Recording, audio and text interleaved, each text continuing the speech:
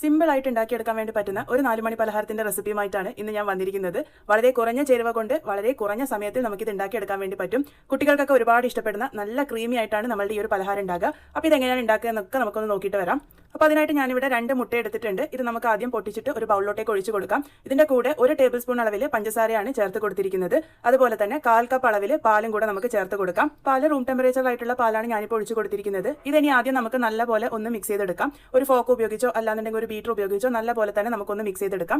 പഞ്ചസാരയൊക്കെ നല്ലപോലെ അലിഞ്ഞു വരണം. അപ്പോൾ നമ്മളുടെ ഈ ഒരു കൂട്ടി ഇവിടെ റെഡി ആയിട്ടുണ്ട്. ഇനി നമുക്ക് ഇതിലോട്ടേക്ക് ആവശ്യമായിട്ടുള്ളത് ബ്രെഡ് സ്ലൈസസ് ആണ്. ഞാനിപ്പോൾ ഇവിടെ 4 സ്ലൈസസ് ആണ് എടുത്തിരിക്കുന്നത്. സാധാരണ മിൽക്ക് ബ്രെഡ് ആണ് എടുത്തിരിക്കുന്നത്. അതിന്റെ സൈഡ് ഒന്ന് മുറിച്ച് മാറ്റിയിട്ടുണ്ട്. ഇത് കളയേണ്ട ആവശ്യമില്ല, നമ്മൾ ബ്രെഡ് ക്രംസ് ഒക്കെ ഉണ്ടാക്കുമ്പോൾ ഉപയോഗിച്ചാൽ മതി.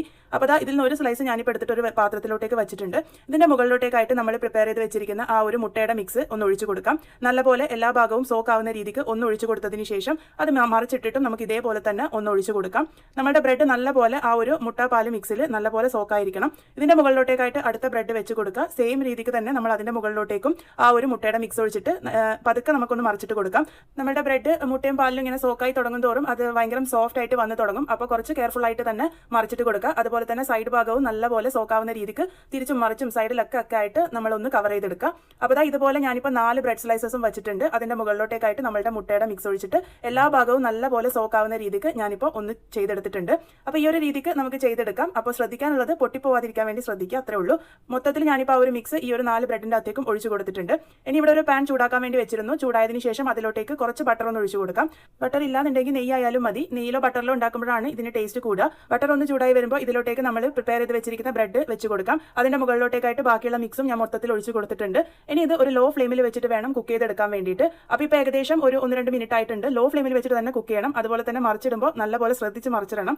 കാരണം ഇത് ആ ഒരു ലെയർ ആക്കി വെച്ചിരിക്കുന്നത് കൊണ്ട് തന്നെ അതൊന്നും ഇളകാതെ കെയർഫുൾ ആയിട്ട് നമുക്കൊന്ന് മറിച്ചിട്ട് കൊടുക്കാം. ഇനി ഇതിന്റെ എല്ലാ ഭാഗവും നല്ലൊരു ഗോൾഡൻ ബ്രൗൺ കളറായി മൊരിഞ്ഞ് വരുന്നത് വരെയാണ് കുക്ക് ചെയ്തെടുക്കേണ്ടത്. തിരിച്ചു മറിച്ചിടുമ്പോൾ ഇതുപോലെ 2 സ്പാറ്റിൽ ഉപയോഗിക്കുകയാണെങ്കിൽ നമുക്ക് ഒട്ടും തന്നെ പൊട്ടിപ്പോകാതെ ക്ലിയർ ആയിട്ട് നമുക്ക് തിരിച്ചു മറിച്ചിട്ടൊക്കെ കൊടുക്കാൻ വേണ്ടി പറ്റും.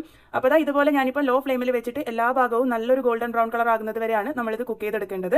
ശരിക്കും പറഞ്ഞു കഴിഞ്ഞാൽ കുക്ക് ചെയ്യുമ്പോൾ ശ്രദ്ധിക്കാനുള്ളത് അതൊന്നും പൊട്ടിപ്പോവാതെ ശ്രദ്ധിക്കാന്ന് മാത്രമേ ഉള്ളൂ. ബാക്കി എല്ലാം ഈസിയാണ്. പിന്നെ ഇത് കുക്കായി വരാൻ വേണ്ടിയിട്ട് കുറച്ച് സമയം എടുക്കും. കാരണം നമ്മൾ ലോ ഫ്ലെയിമിൽ വെച്ചിട്ടാണ് കുക്ക് ചെയ്തെടുക്കുന്നത്. ലോ ഫ്ലെയിമിൽ വെച്ച് കുക്ക് ചെയ്താൽ മാത്രമേ ഉൾഭാഗം വരെ നല്ലപോലെ വെന്ത് വരുള്ളൂ. അപ്പോൾ ഇപ്പോൾ നമ്മുടെ ബ്രെഡ് നല്ലപോലെ കുക്കായി റെഡിയായി വന്നിട്ടുണ്ട്. അപ്പോൾ നമ്മുടെ പലഹാരം ഇവിടെ റെഡി ആയിട്ടുണ്ട്. സംഭവം നമ്മൾ ഉണ്ടാക്കിയിരിക്കുന്നത് ബ്രെഡ് ടോസ്റ്റ് ആണെങ്കിലും പക്ഷേ ഈ ഒരു ടോസ്റ്റ് ഉള്ളിൽ നല്ല സോഫ്റ്റ് ആയിട്ടാണ് ഇരിക്കുക. നമ്മൾ സാധാരണ ടോസ്റ്റ് പോലെയല്ല ഈ ഒരു ടോസ്റ്റ് കഴിക്കുമ്പോൾ ഉണ്ടാകുക. ഉള്ളിലൊരു ക്രീമി ടെക്സ്ചറിലാണ് നമ്മുടെ ബ്രെഡ് ഉണ്ടാകുക. അതുപോലെ തന്നെ ഉൾഭാഗം വരെ നല്ലപോലെ വെന്ത് വരികയും ചെയ്യും. അപ്പോൾ നല്ല ക്രീമി ആയിട്ടുള്ള നല്ല സോഫ്റ്റ് ആയിട്ടുള്ള നമ്മളുടെ ബ്രെഡ് ടോസ്റ്റ് ഇവിടെ റെഡി ആയിട്ടുണ്ട്. കുട്ടികൾക്കൊക്കെ ഒരുപാട് ഇഷ്ടമാവുന്ന ഒരു രീതിക്കാണ് ഈ ഒരു പലഹാരം ഉണ്ടാകുക. എല്ലാവരും ട്രൈ ചെയ്ത് നോക്കുക.